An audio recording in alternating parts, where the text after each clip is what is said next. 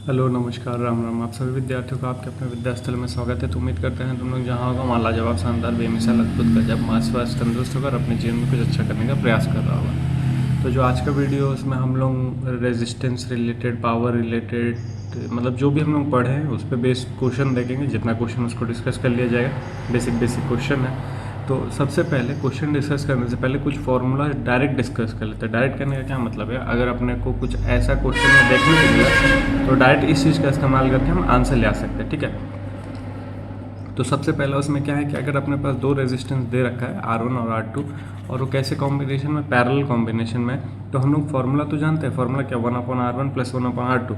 लेकिन हम डायरेक्ट अगर इस फार्मूले का इस्तेमाल कर लेंगे तो हम लोग डायरेक्ट आंसर ले आ सकते हैं। तो फार्मूला क्या है, डायरेक्ट आंसर ले आने के लिए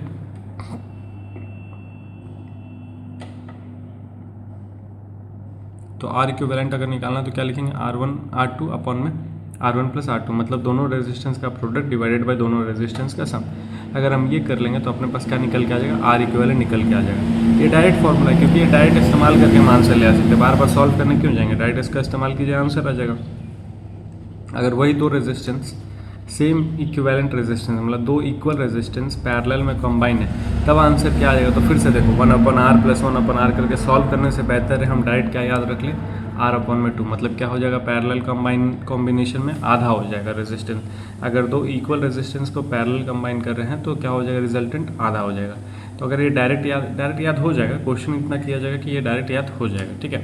उसका तीसरा कंडीशन, तीसरा केस क्या है, तो तीसरा केस ये है कि अपने पास एक सर्किट डायग्राम दिया हुआ है और उसमें बोलेगा करंट फाइंड करने को। अलग देखो, हमको मालूम है कि जब पैरेलल कॉम्बिनेशन होता है तो करंट अलग अलग होता है। तो पैरेलल कॉम्बिनेशन में जैसे मान लो इसको किसी V वोल्टेज से कनेक्ट किए थे तो I0 इनिशियल करंट जा रहा था, लेकिन यहाँ जाके वो डिवाइड हो जाएगा।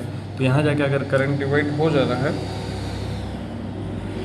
यहाँ जाके अगर करंट डिवाइड हो जा रहा है जो I1 और I2 है, तो हमको बोला I1 करंट फाइंड कर दीजिए। तो I1 करंट कैसे फाइंड होगा, तो उसका डायरेक्ट फार्मूला क्या है अपने पास, तो I1 अगर फाइंड करना है तो जो सर्किट में करंट फाइंड करना, मतलब जिस सर्किट में करंट जा रहा है उसके अपोजिट वाला रेजिस्टेंस लेना। मतलब I1 फाइंड करना तो हम लोग क्या लेंगे, पहले R2 लेंगे यार, यहाँ पे R1 लिख दिया ना, यहाँ R2 होना चाहिए, ये होगा R2 अपॉन में R1 + R2 हो जाएगा इनटू I0 मतलब इनिशियल करंट जो था वो हो जाएगा इनिशियल करंट। ठीक है। तो जब अपने को फाइंड करना है क्या, एक सर्किट में करंट, तो हम उसके अपोजिट वाला रेजिस्टेंस मतलब R2 ले लेंगे अपॉन में दोनों का सम, दोनों रेजिस्टेंस का सम इनटू इनिशियल करंट। अगर I2 फाइंड करना मतलब दूसरे सर्किट में, दूसरे वायर में क्या करंट है अपने पास, तो जितना, जैसे देखो यहाँ अगर 10 एम्पेयर का करंट है और अगर यहाँ 6 एम्पेयर चला गया तो यहाँ कितना बचेगा, 4 एम्पेयर।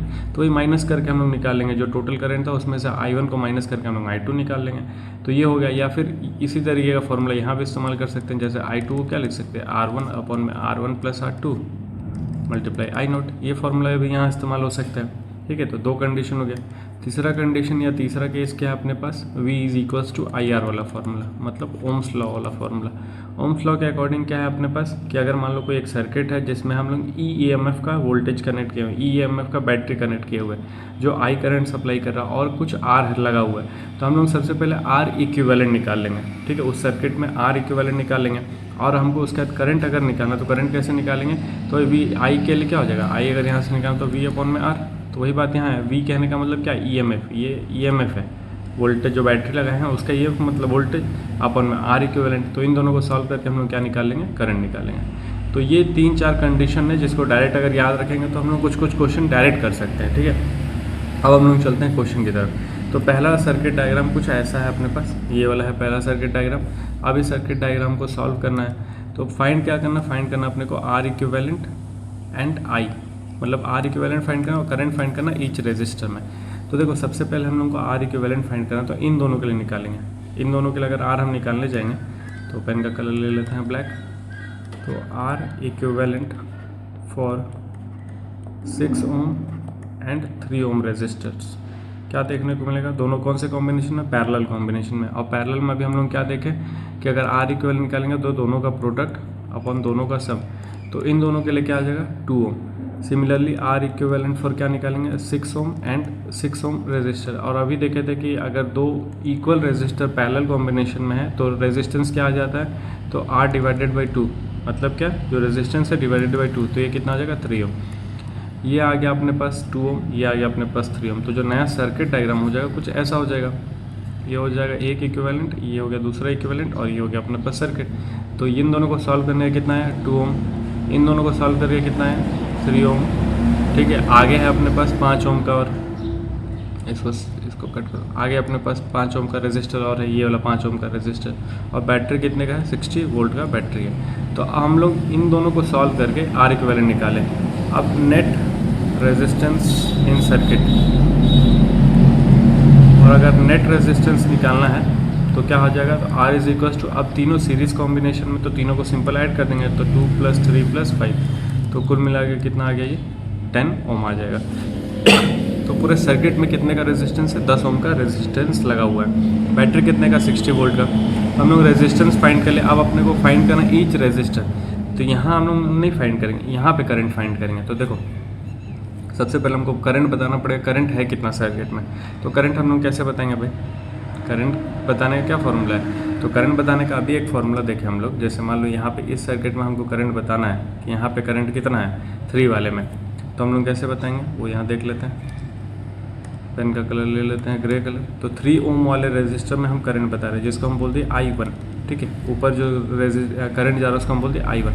I1 कैसे निकलेगा, तो I1 में अपोजिट लेंगे रेजिस्टेंस, कहने का मतलब हम लोग 6 ओम का रेजिस्टेंस लेंगे, डिवाइडेड बाई सम लेंगे, मल्टीप्लाई बाई टोटल करंट लेंगे। अब टोटल करंट कितना जा रहा है ये सर्किट में निकालना पड़ेगा पहले। तो पर टोटल करंट हम लोग निकालें। टोटल करंट के लिए फॉर्मूला क्या है अपने पास, तो टोटल करंट के लिए जैसे I इज इक्वल्स टू क्या निकालेंगे हम लोग, V अपॉन में R इक्विवेलेंट। V कितना अपने पास 60 वोल्ट का, R इक्विवेलेंट कितना है 10। तो पूरे सर्किट में कितना करंट जा रहा है, मतलब 6 एम्पियर का करंट सर्किट में जा रहा है। तो यहाँ पे अरे यार ये चल क्यों नहीं रहा यहाँ पे, तो 6 एम्पियर का करंट सर्किट में जा रहा है। तो 6 एम्पियर का अगर करंट जा रहा है तो ये कितना हो जाएगा 6 हो जाएगा। तो 6 या 36 कुल मिला के कितना आ गया 4 एम्पियर। मतलब ऊपर वाले रेजिस्टर मतलब 3 ओम वाले रेजिस्टर में जो करंट जा रहा है कितना जा रहा है 4 एम्पियर का।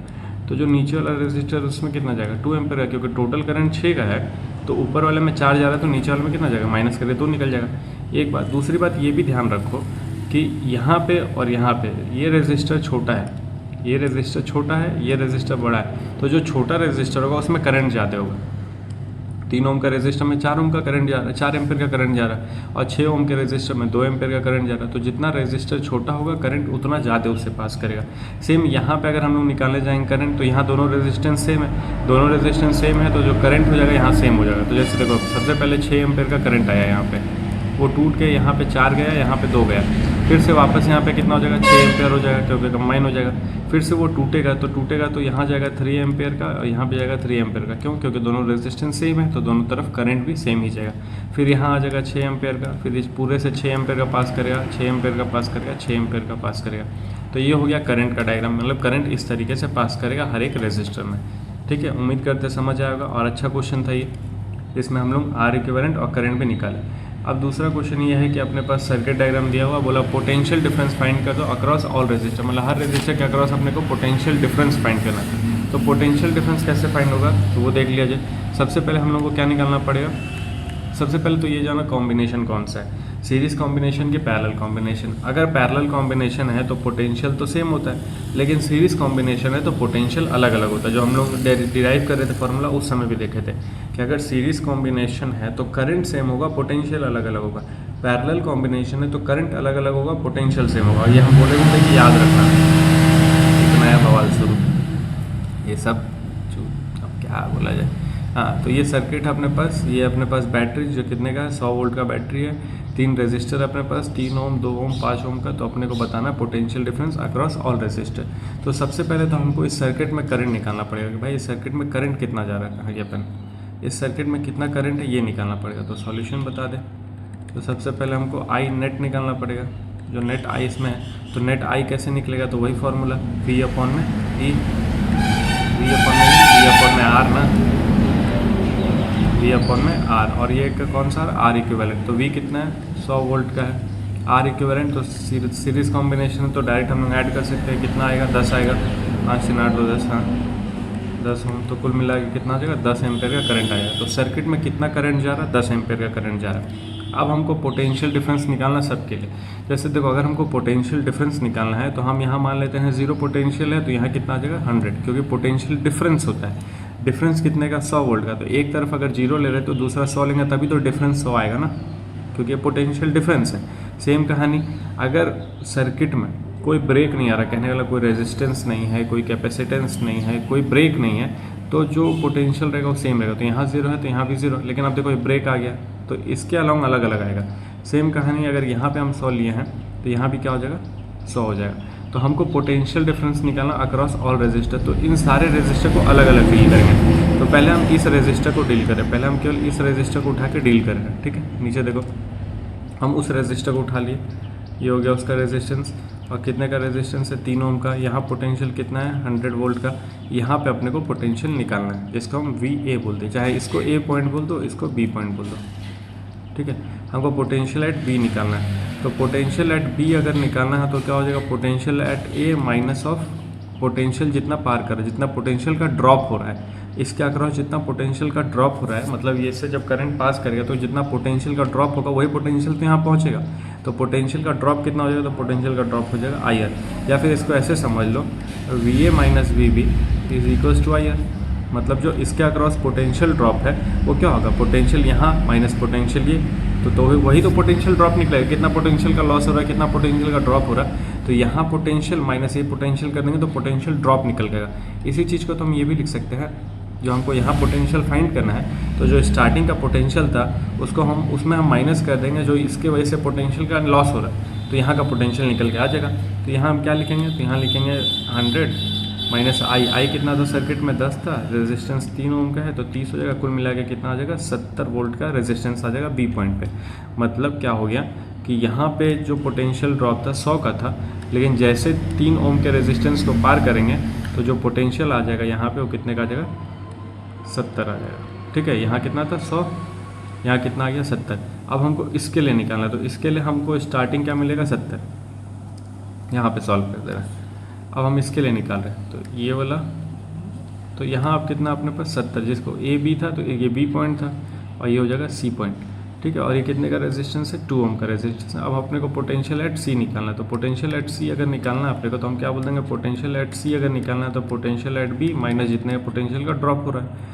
तो पोटेंशियल एट B 70 आया था, ड्रॉप कितने का रहा, 10 का करंट है, 2 का रेजिस्टेंस है, तो कुल मिला के आ जाएगा 50 वोल्ट।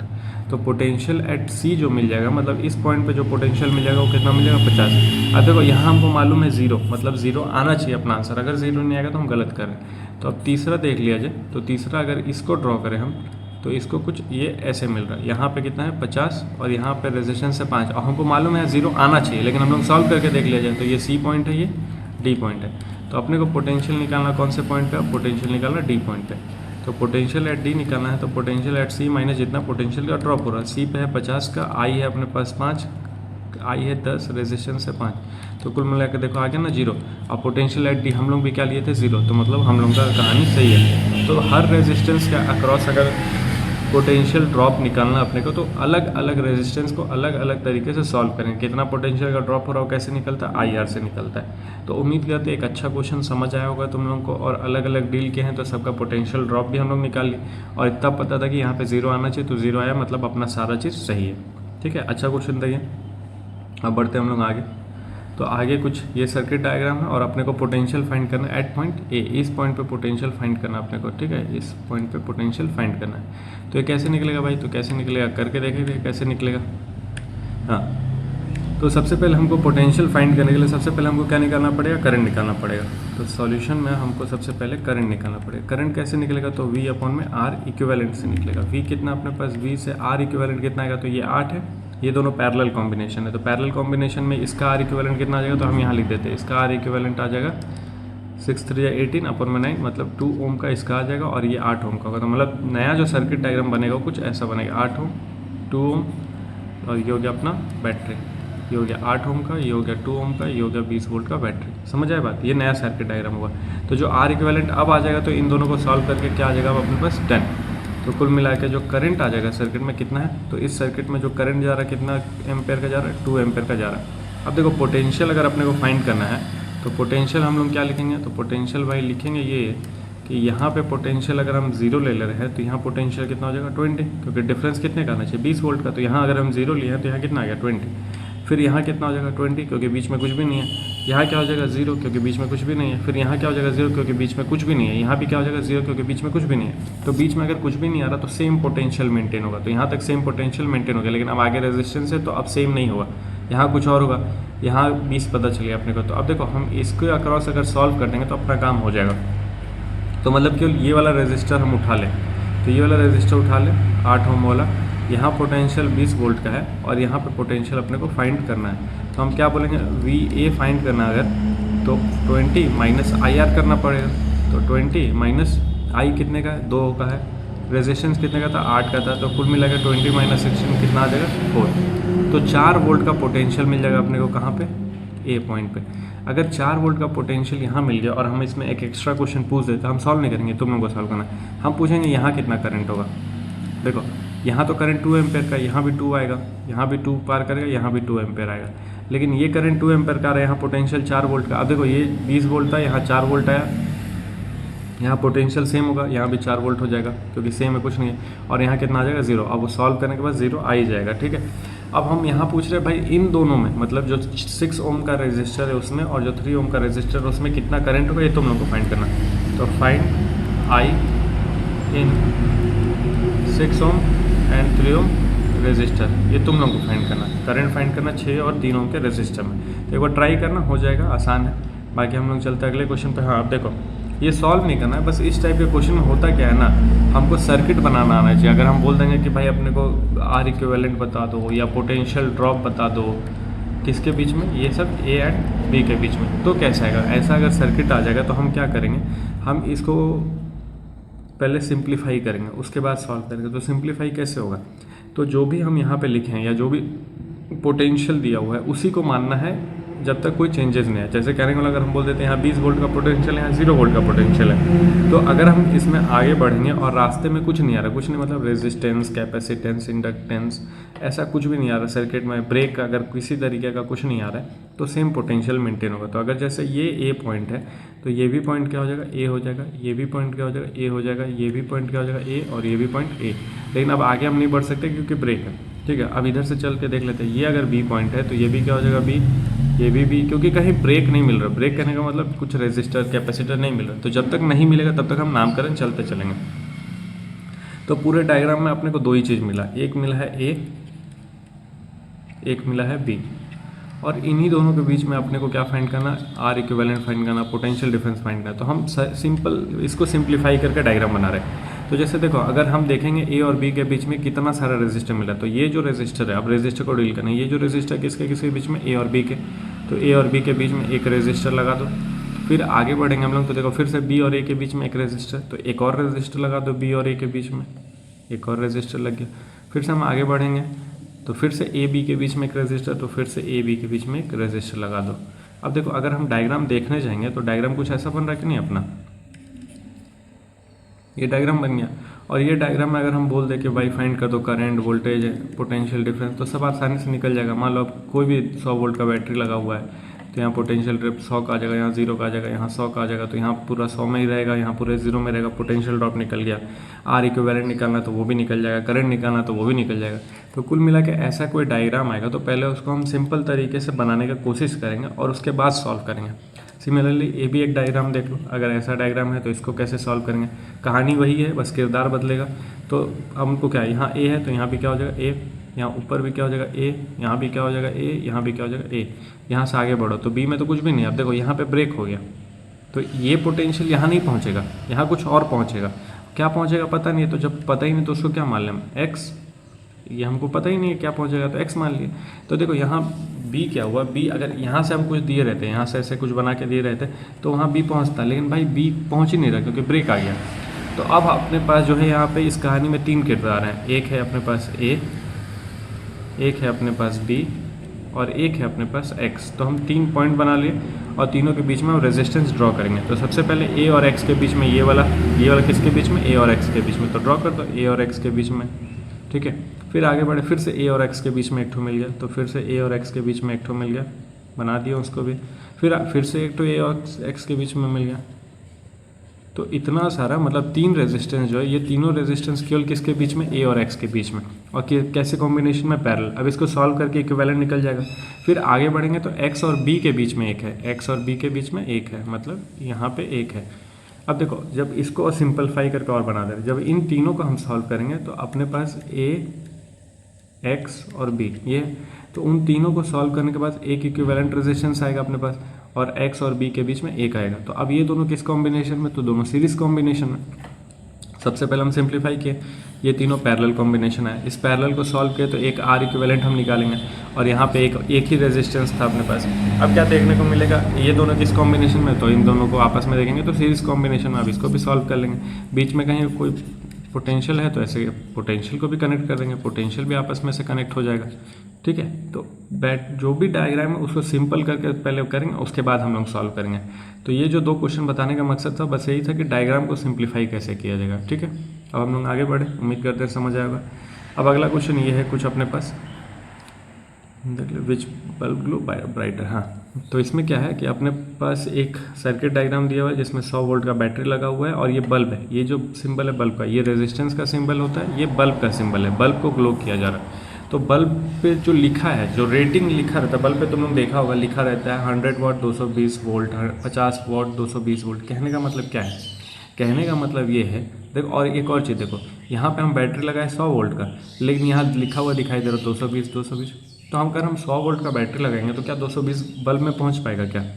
भाई हम खाना ही तुमको 2 रोटी दे रहे हैं, तुम्हारा पेट 4 रोटी का भर जाएगा, संभव ही नहीं है, पॉसिबल ही नहीं है। तो वही बात यहाँ पे कि अगर हम 100 वोल्ट का बैटरी लगाए हैं तो इसमें उतना ही पहुँचा होगा, लेकिन ये जो चीज़ लिखा है ये उसका रेटिंग होता है, उसको हम लोग बोलते हैं रेटिंग। कहने का मतलब क्या हो गया कि ये जो बल्ब है 100 वाट पे ग्लो करेगा तब जब 220 वोल्ट का हम लोग सप्लाई देंगे।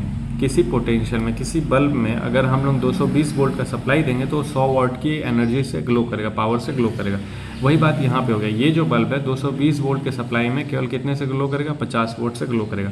तो 2 बल्ब है अपने पास, बोल रहा है कि और दोनों को हम लोग 100 वोल्ट की बैटरी से कनेक्ट करके रखें।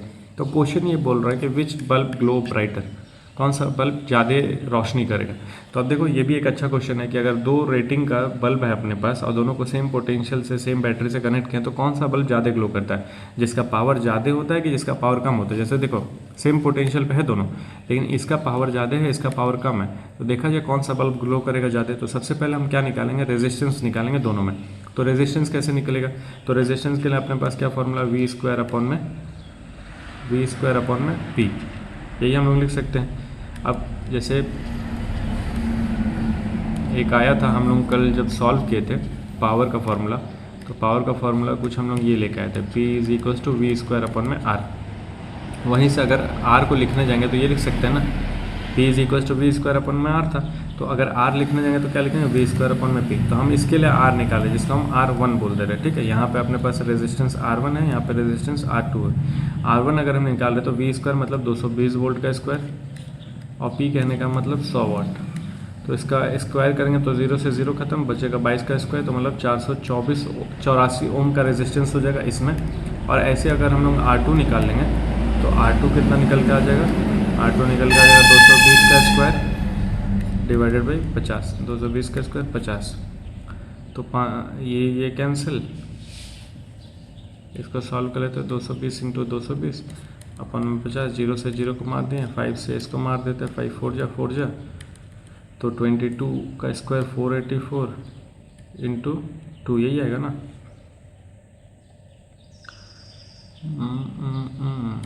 तो आएगा 4 2 जा 8, 8 2 जा 16, कैरी 1, 968 ओम ये आ जाएगा, ठीक है। इतना ही आएगा, ये आएगा 968 ओम। तो एक आया अपने पास रेजिस्टेंस 484 ओम का, एक रेजिस्टेंस आया 968 ओम का। एक और फार्मूला होता है अपने पास P का, I से रिलेट करता हुआ। तो P का फार्मूला I से रिलेट करता हुआ क्या होता है, तो P = I² R होता है। अब एक बात बताओ, इसमें I चेंज होगा क्या, मतलब कुछ I इसमें जा रहा होगा, वो I दोनों में चेंज होगा क्या, तो भाई सीरीज़ कॉम्बिनेशन है, सीरीज़ कॉम्बिनेशन में I चेंज नहीं होता है। तो अगर सीरीज़ कॉम्बिनेशन है तो I क्या रहेगा, सेम रहेगा। तो I अगर सेम है, मतलब दोनों बल्ब में करंट सेम अगर जा रहा है, तो जो पावर है किस पे डिपेंड करेगा, रेजिस्टेंस पे। कहने का मतलब जिसका रेजिस्टेंस ज़्यादा होगा उसका जो पावर है वो ज़्यादा होगा। तो अगर हम लोग बात कर ले तो रेजिस्टेंस किसका ज़्यादा है, तो R2 का ज़्यादा है एज़ कम्पेयर टू R1। अगर रेजिस्टेंस R2 का ज़्यादा है तो जो बल्ब है कौन सा बल्ब ग्लो ज़्यादा करेगा, जिसका रेजिस्टेंस ज़्यादा होता है। तो जो ब्राइटर बल्ब होगा, hence bulb of 50 what glow brighter. तो यहाँ क्या है, यहाँ तो कुछ अलग ही कहानी देखने को मिल गया। अगर सेम वोल्ट का रीडिंग है लेकिन पावर अगर जिसका कम है, तो जो जिस बल्ब का पावर कम है वो बल्ब ज़्यादा ग्लो करेगा। तो अगर हमारे पास दो बल्ब है, एक 100 वाट का बल्ब है, एक 50 वाट का बल्ब है, और दोनों 220 वोल्ट पे काम करते हैं, क्योंकि हमारे इंडिया में सप्लाई 220 वोल्ट का आता है घर पे। अगर वो 220 वोल्ट पे काम करता है, तो अगर दोनों को हम सीरीज कॉम्बिनेशन में कंबाइन कर देंगे, तो जो कम पावर रेटिंग वाला बल्ब है, जो 50 वाट वाला बल्ब है, वो ज़्यादा तेज ग्लो करेगा एज़ कम्पेयर टू 100 वाट वाला बल्ब। मतलब 100 वाट वाला डीम ग्लो करेगा और 50 वाट वाला ब्राइटर ग्लो करेगा। मतलब ज़्यादा लाइट हो सकता है अपने को 50 वाट वाले से मिल जाए। वही बात यहाँ पे कर रहा है, और ये पूछ लिया। और इसी तरीके क्वेश्चन अलग अलग कॉम्बिनेशन में पूछ सकते हैं। तो उम्मीद करते हैं समझ आएगा और अच्छा क्वेश्चन था। अब हम लोग बढ़ते हैं आगे। अब आगे में क्या है क्वेश्चन, आगे में शायद ये लास्ट ही क्वेश्चन है। ठीक है, ये लास्ट क्वेश्चन है। तो लास्ट क्वेश्चन डिस्कस करके ख़त्म करते हैं चैप्टर को, मतलब चैप्टर मतलब न्यूमेरिकल्स का। इसमें क्या क्वेश्चन है, तो ये कह रहा है कि if the value of resistance at 10 degree Celsius is 40 ओम। अब देखो टेम्परेचर आ गया ना, तो कहीं ना कहीं वो टेम्परेचर कोफिशिएंट अल्फ़ा वाला अब कहानी होगा। अल्फ़ा वाला कहानी कहने का मतलब क्या, एक फार्मूला आया था अपने पास अल्फ़ा वाला, इनका कलर ले लेते ब्लू से। तो वो था R0 is equals to R into 1 plus alpha delta T. कुछ ऐसा फार्मूला आया था ना, जिसमें हम लोग क्या बोल रहे थे, R0 क्या था, इनिशियल था, ये R रेजिस्टेंस किसी टेम्परेचर पे था, अल्फ़ा टेम्परेचर था, डेल्टा टी क्या था, डेल्टा टी था टेम्परेचर डिफरेंस। ठीक है, R0 यहाँ था ना, क्योंकि ये R फाइंड करने के लिए होता है। हाँ, ये R0 यहाँ था, ये रेजिस्टेंस फाइंड करना। अगर कोई रेजिस्टेंस किसी टेम्परेचर को इंक्रीज़ करने के बाद फाइंड करना है, तो ये इस तरीके से हम लोग फाइंड करते थे। और टेम्परेचर को कुछ नहीं होता तो 0 डिग्री सेल्सियस मान के सॉल्व कर देते हैं। तो क्वेश्चन यहाँ एक बोला है कि the value of resistance at 10 degree Celsius. 10 degree Celsius पे कितना है, 40 ओम है। लेकिन जैसे 25 ओम किए हैं, उसका रेजिस्टेंस क्या हो गया, इंक्रीज़ कर गया। तो बोला कि भाई टेम्परेचर अल्फ़ा फाइंड कर दो, मतलब जो टेम्परेचर कोफिशिएंट है उसको फाइंड करना है। तो अपने को फॉर्मूला क्या मालूम है यहाँ पे, R is equals to R0 1 plus alpha D. इसी फॉर्मूले का इस्तेमाल करेंगे। तो क्या देखने को मिलेगा, पेन का कलर ले लेते हैं थोड़ा अलग मतलब ग्रे ले लेते हैं। तो R अपने को फाइंड करना है। R फाइंड नहीं करना, R हो गया भाई, 40 ओम हो गया। कौन से टेम्परेचर पे, 10 ओम पे। तो 40 ओम हो गया है, तो पहले हो गया 40 ओम। कौन से टेम्परेचर पे, कितना था स्टार्टिंग का रेजिस्टेंस पता नहीं है, 1 प्लस अल्फ़ा कितना है, तो अल्फ़ा भी तो पता नहीं है, लेकिन कितना टेम्परेचर पे हुआ है, 10 डिग्री पे हुआ है, कितना पता अपने को। ठीक है, क्योंकि अल्फ़ा तो फाइंड ही करना। तो एक इक्वेशन तो ये आ गया अपने पास। सिमिलरली अगर हम लोग बात करेंगे, जब टेम्परेचर फिर से राइज़ किए हैं, तो क्या देखने को मिला है, जो रेजिस्टेंस है वो 60 ओम हो गया। स्टार्टिंग का रेजिस्टेंस कितना था पता नहीं, 1 प्लस अल्फ़ा फाइंड करना है। टी कितना हो गया, टेम्परेचर इस बार 25 डिग्री सेल्सियस हो गया। ये हो गया इक्वेशन 2। अगर हम 1 डिवाइडेड बाई 2 करते हैं तो क्या देखने को मिलेगा, 4/6 मतलब 2/3। 2/3 is equals to R0 cancel हो जाएगा, 1 प्लस 10 अल्फ़ा अपॉन में 1 प्लस 25 अल्फ़ा। क्रॉस मल्टीप्लाई कर लें तो 2 plus 50 alpha, 3 plus 30 alpha. Arrange कर लें तो 1 20 अल्फ़ा। तो ये अरेंज करने के बाद मिलेगा अपने को 20 अल्फ़ा इज इक्वल्स टू 1। तो अल्फ़ा क्या निकल के आएगा, 1/20। अपने को अल्फ़ा फाइंड करना था, अल्फ़ा निकल के आ गया। अब दूसरा क्या फाइंड करना पड़ेगा, value of resistance at 50 degree Celsius. तो रेजिस्टेंस का वैल्यू फाइंड करना कौन से टेम्परेचर पे, 50 डिग्री सेल्सियस पे। तो देखो रेजिस्टेंस फाइंड करना है, तो फिर से तो यही formula 1 plus alpha delta T. Delta T क्या हो जाएगा, 50। अल्फ़ा निकाल लिया हम लोग। R0 नहीं मालूम है लेकिन निकालना पड़ेगा, तभी तो R निकाल पाएंगे। तो R0 निकालना पड़ेगा पहले। तो R0 कैसे निकलेगा, तो हम अल्फ़ा का वैल्यू इक्वेशन 1 में यूज़ कर लेते हैं पहले, यूजिंग अल्फ़ा इन इक्वेशन 1। तो इक्वेशन 1 क्या था, R equals to R0 1 plus alpha delta T. तो R अपने पास था शायद 40 ओम का रेजिस्टेंस था ना, 40 का था। R0 1 प्लस अल्फ़ा, अल्फ़ा कितना है 1/20, और डेल्टा टी कितना था 10 डिग्री सेल्सियस। तो ये था अपने पास। कुल मिला के इसको अगर हम सॉल्व करेंगे तो 40 is equals to R0 1 plus 1/2 मतलब 3/2, मतलब R0 कितना आ जाएगा 80/3। ये R0 आ गया। अब हमने को फाइंड करना सेकेंड वाला केस। अब सेकेंड वाला केस हम लोग फाइंड कर लेते हैं। सेकेंड अपने को रेजिस्टेंस फाइंड करना है। तो R is equals to R0 1 plus alpha delta T. फिर से ये फॉर्मूला, अपने को रेजिस्टेंस फाइंड करना है। इनिशियल रेजिस्टेंस कितना था 80/3, 1 प्लस अल्फा कितना है 1/20, कौन से टेम्परेचर पे फाइंड करना 50 डिग्री पे फाइंड करना। तो 0 से 0 मारेंगे 5/2 हो जाएगा। 5/2 करने का मतलब 7/2, 5/2 में 1 ऐड करेंगे 2 1 जा 2 7/2, तो 80/3 इंटू 7/2, तो कुल मिला के 40/40 इंटू 7/3, साइन हो जाए 280/3। 280 कहने का मतलब हो गया 9 के आसपास आएगा। 280/3 तो मतलब 93 पॉइंट समथिंग आएगा, ये ओम आएगा।